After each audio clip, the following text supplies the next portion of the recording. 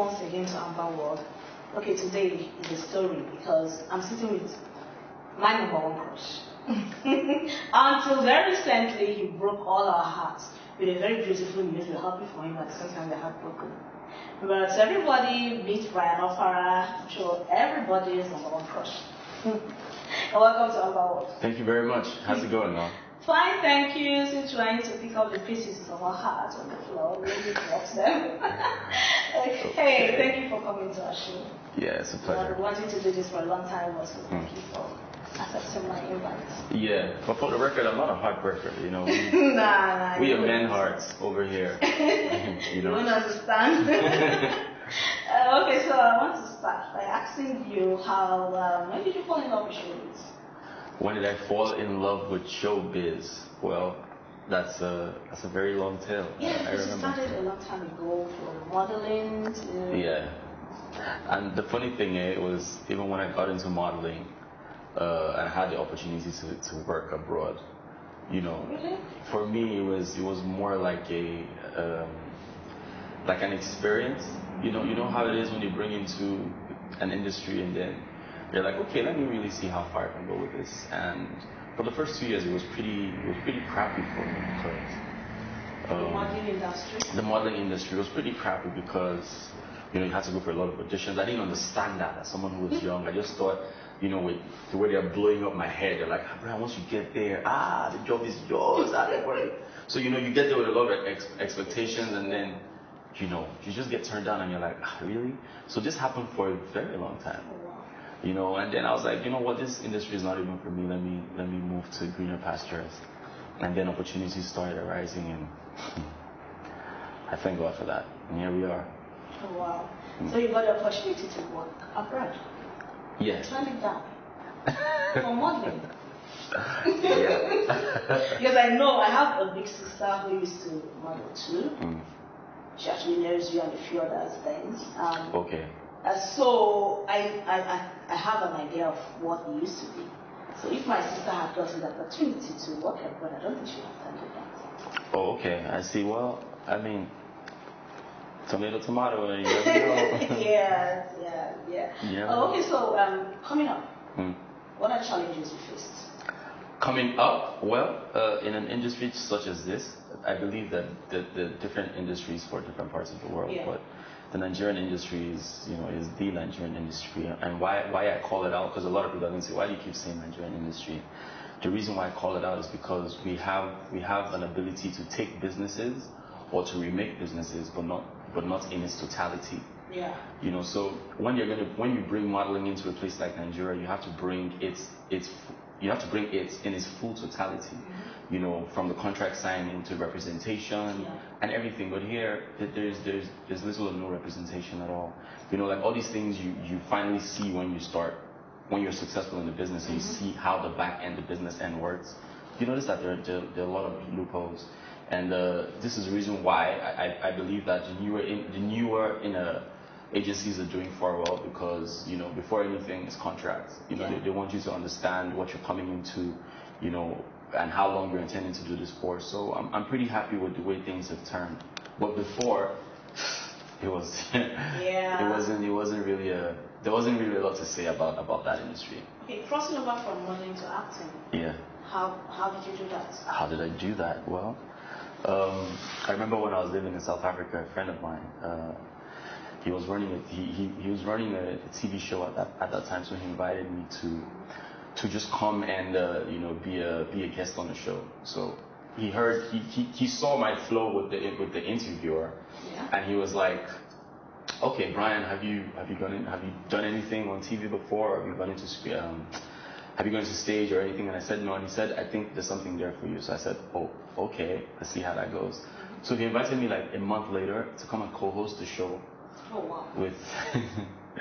with the anchor of the show, or the host of the show. So I said, are you sure about this? He said, yeah, I should give it a try, you never know. So, I co-hosted the show, and it was all right. The ratings, they got a lot of ratings. Then he was like, he's working on a project, and he feels, I should take a role. And he handed me the script, and that was like the first day ever in my whole life I ever saw a movie script.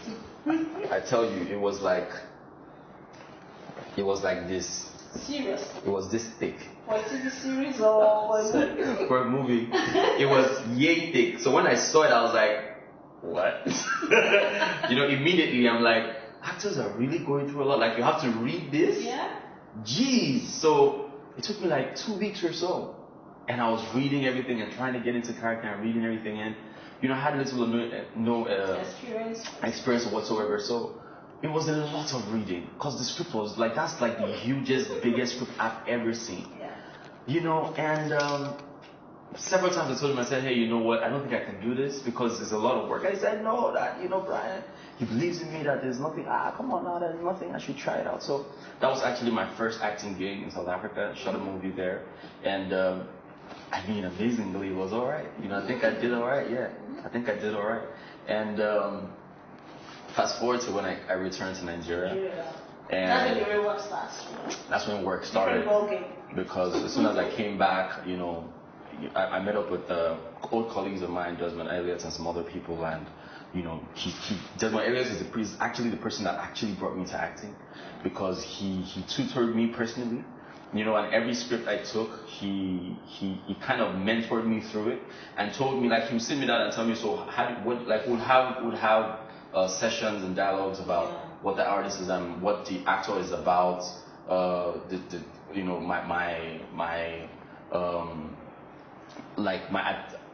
my attention to the to the character I'm playing, what I feel about him, how I can change into him and stuff like that. So Desmond was the one that actually put me through he gave me a crash course, because I had I was getting scripts like pretty much almost every week, and I had like 6 months I ran through, I can't remember how many movies I ran through. So he put me through a lot, he crash coursed me through it all. And I kind of owe that to him, because ever since then my acting career has been successful. So when was your first big movie? My first big movie, this was in 2013. I think my first big movie was I'll Take My Chances, the one I did with Ini Edo and the likes of Ini Edo. Who else was in that movie? I played lead with Ini Edo, where she was this village girl who fell in love with this guy who came back from the States, and he loved the culture and he loved the arts, and he wanted to go back to his roots, and he came back with his fiance, and then he met this girl, in the village, who was a very good dancer as well, and it just kind of, it was like the perfect romantic dance clip out there, it was really good. It was a really good movie. Yeah, that was, it said 2013, I think I saw bits of it. 2013, yeah, it was sometime back then. Yeah, I think then I was still working on TV, like they came to shoot some behind the scene. Oh, okay. So I was writing script for what we used to call Nollywood then. Yeah. So yeah, I remember. Okay. So wow, you see, small world. So let's just say, I'm sure that you just try to give us a short version of the challenges. Of course, yeah. Yeah, but with all the challenges you had, why don't you give up, and look for other things to do? Somebody like you, I'm sure that it's pretty easy to find yourself. That's what everybody says, huh? It's pretty much not. It's more than the way you look. Your outlook is I think it's like a small integral part of the whole process. There's a lot of personal talks. You talk to yourself and you try to motivate yourself and you try to psych yourself and say, I got it, I can do it. And then you also owe it to the people around you.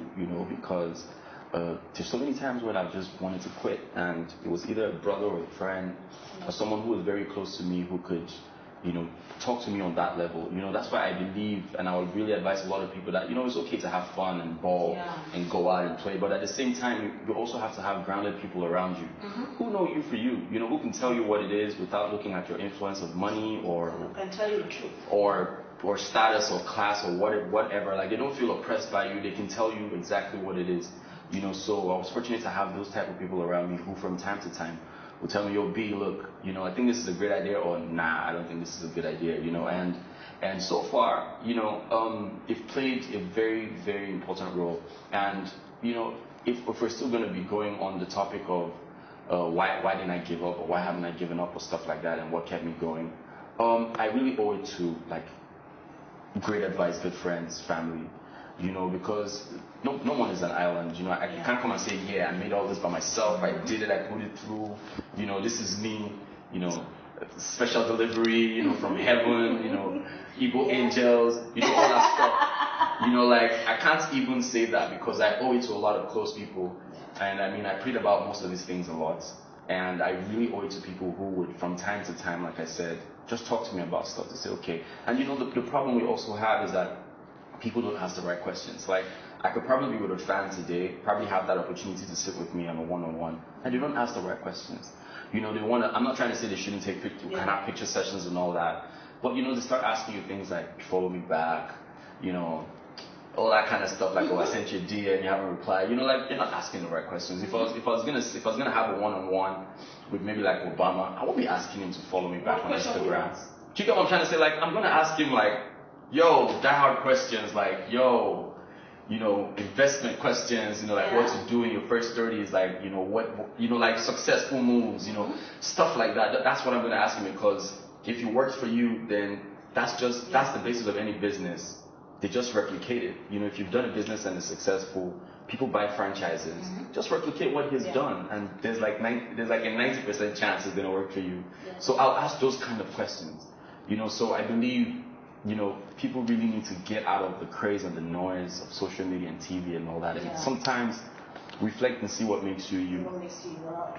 Like, people are all about people are following them back. You know, don't get me wrong. I'll be balling every Friday, right? I'll be walling out every Saturday. You see me in the beaches on Sunday, but you know, I also create time to reflect, to come back and say, hey, what am I doing? Do I need to rebrand? Am I in the right path? Am I making enough money? You know, those kind of stuff is really helpful.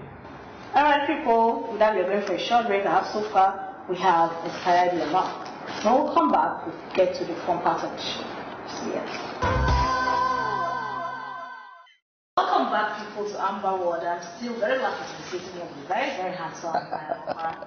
And I'm going to ask you. Better hurry up. Rihanna is calling me, so I gotta go. Ah, yeah, right. We know that's a lie. Now we know it's a lie. Yes. Give me my phone.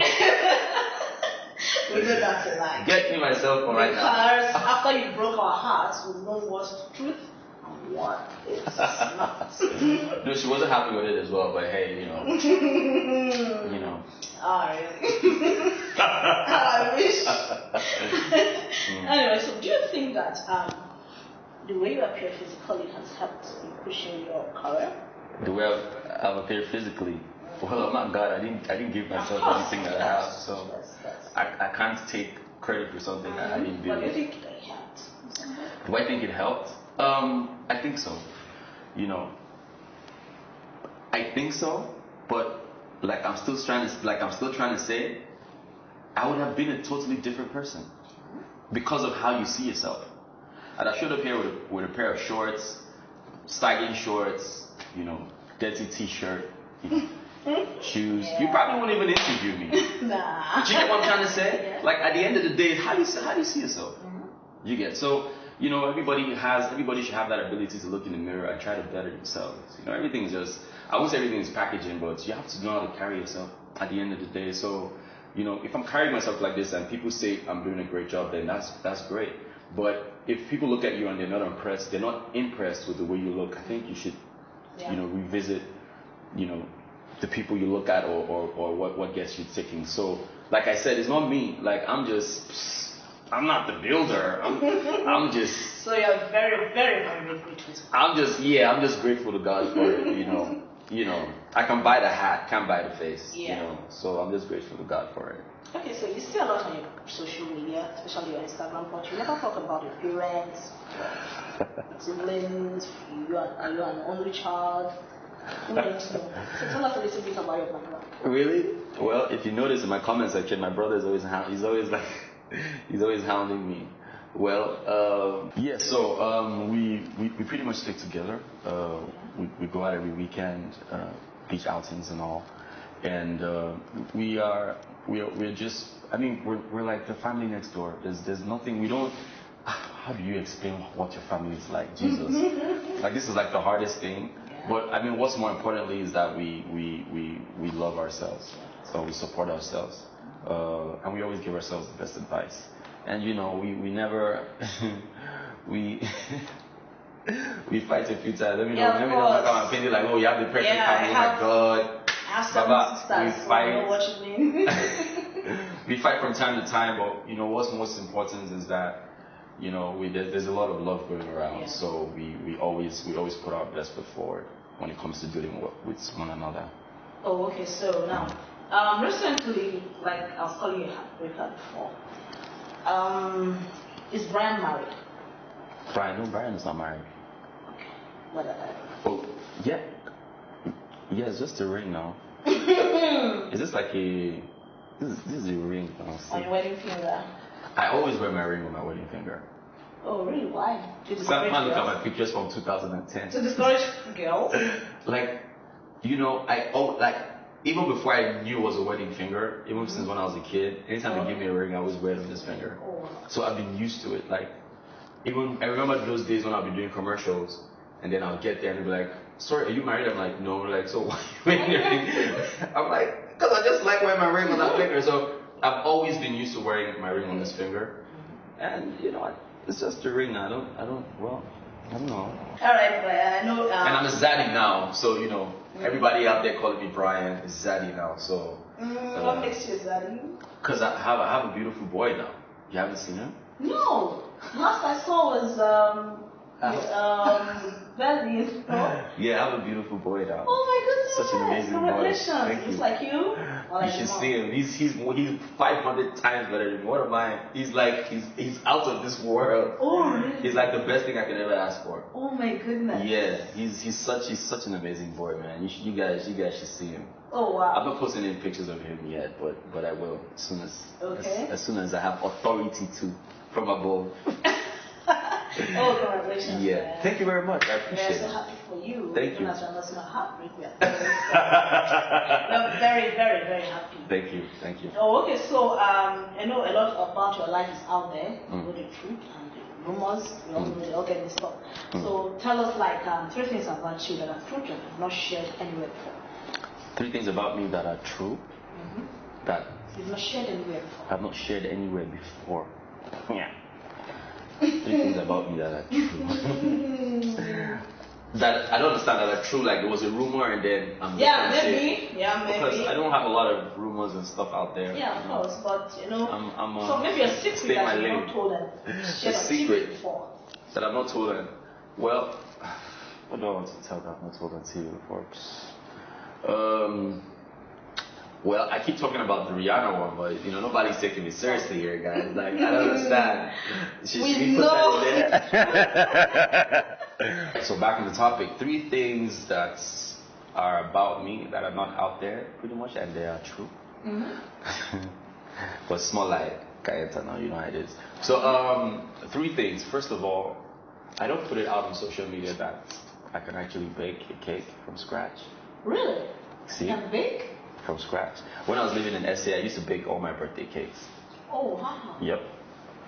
But my icing was a bit all over the place. Okay.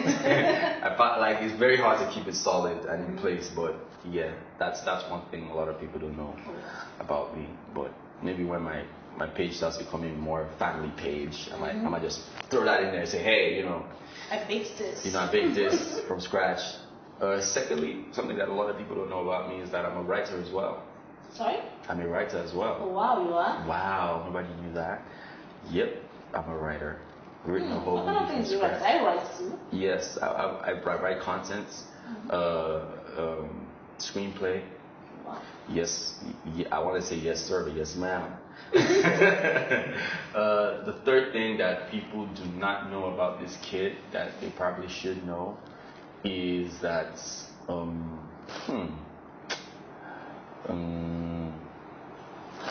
I don't know what's I want to speak something bad. I don't know. Yeah. What? I don't know. What's the third one? It has to be something really cool, man. The third thing that people do not know about moi, I used to do back then when I was like way back then. I remember when I hooked up with Sound Sultan. like way back then, where we used to come together and we used to do music. And your boy used to rap and drop some lyrics and stuff. You used to rap? So yeah, man, I used to rap and drop some lyrics. So sometimes I was like, Bryan or Battle, like, why don't you come and do something for us? Mm-hmm. And I was like, your crew is not so cool anyway. Real story, your crew is not so cool anyway, like, nah. So Sad was like, my crew is not so cool. We will see you now. So since then, me and Sam, we didn't talk for like 3 years. Yeah, but sound became a very, like, this was when he blew. He became a world-known artist, and I mean, in his crafts, he could sing, he could play the instruments, like sound. But from my end, it was just beautiful. When you just person with big bastard, we just try, just bring our doubts for me to be like, see, the guy to show you. So, but we're really good friends. But yeah, I used to like rap and stuff. I used to do it as a hobby though, and I still do. But that's something people probably never see. Okay, so never your see. style of dressing, where do you get it from? Mom, dad? My style of dressing? Mom, dad? Wait, no, your style. My dad is an Igbo man, so I don't know. This is how they dress in most states. I don't know. In my family, when we talk about our fashion sense, we usually say we get it or we got it from our dad. Okay. My mom was cool, yeah, but my dad had more, sense. I think I got mine from my mom then, if that's the case, because my mom was my dad was also a businessman as well. So he was into importing and exporting, but my mom. What about that? My mom was more of a corporate person in the family, and I think I got that from her actually. Like when you see my mom throw up when she comes out, when she throws out, and she comes out, she's always the top of her league. Her suits and everything used to look on point. So I think that's where I got the edge from. Yeah. So before we actually go, if you're made the president, I usually ask this to artists because I always want people to hear, your own take on how to make our country better. Political views. If I was made the president of Nigeria one day, what would I do? The first thing you do to help the masses. The first thing I'd do is that I'd create more jobs, make jobs more available to people. Okay. I believe that it would be a better and a more globally more. What's the word? No, I won't say competing, but globally a more stable country if we have less people traveling out and more people even coming in to look for job opportunities that we create within ourselves, because we have the manpower. We have so many people here. We have so many opportunities. We have so many places that are even untouched. We have so many tourist sites that we can build up to be world class. And these people can work there. We don't even need to hire hands. We can just train people. So I believe the first thing I'll do is just to create a lot of job. If everybody is busy doing something, there'll be less fighting, there'll be less complaining, there'll be less of everything. Everybody is making money and earning one way or the other. And I just believe economically we'll just grow gradually. So that's the first thing I'll do. Okay, and finally, before we leave, there are a lot of youth out there looking up to you. I bet you are you. They are. Can you tell them to help them, hold on to them? My people. Most of them are still struggling. My guys. You guys are, my family. You guys are always liking my pictures, reposting, coming from my fan parties, giving me the best time, and I really appreciate I'm coming from a place of pure appreciation because, we have come this far, and I get all this acknowledgement because you guys are there, and I'm really thankful. But if I'm going to have an opportunity to push, a word or two to you guys, I understand how it is, how everybody wants to become first. Everybody wants to take the lead. Everybody wants to be that celebrity or be that, money maker and everything. Time affects everybody. Don't think because you're seeing me today means that it took me one day to get here. You have to give yourself time to grow. You have to give yourself time to be creative. Even as a creative, sometimes they give me a project and I sit down for weeks and I don't know what to do. You get it's not a one-day delivery thing. You get what I'm trying to say? You have to give yourself time to grow. You have to give yourself time to process. You have to do your research on what it is that you want to be, and then proceed gradually. Don't just run and say, oh yes, I want to be this, let me just run into it. You get, so if you want to go into mass comm or whatever it is that you want to go into, learn about the craft and gradually go into it. There's a great chance that, I mean, you know what they say about shortcuts will cut you short at the end of the day. So just gradually let it become, you grow into what it is, grow into that craft, and then to speak for you at the end of the day. So my one advice to you is, you know, I know everybody wants to win awards, everybody wants to be known for something, everybody wants to be big, but if your intention of doing this is not that you can take care of yourself and your family, then why are you doing it? Yeah. You get?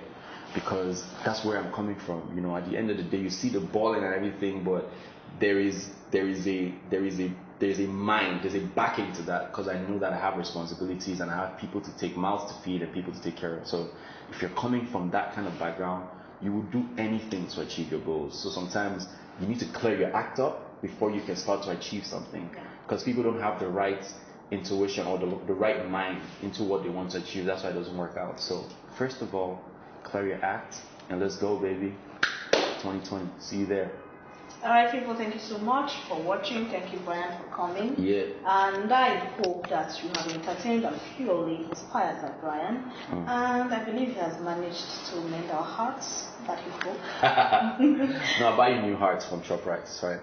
Nah. It's on sale. You get like 4. buy 2 get 1 free. So that's like 3 hearts.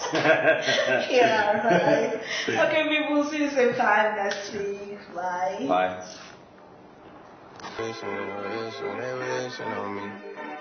Yeah. I've been moving calm, don't start off for me. Don't pull up at 6 a.m. Anything you guys want in the store is free, so grab whatever you guys want. I don't wanna die for them to miss me.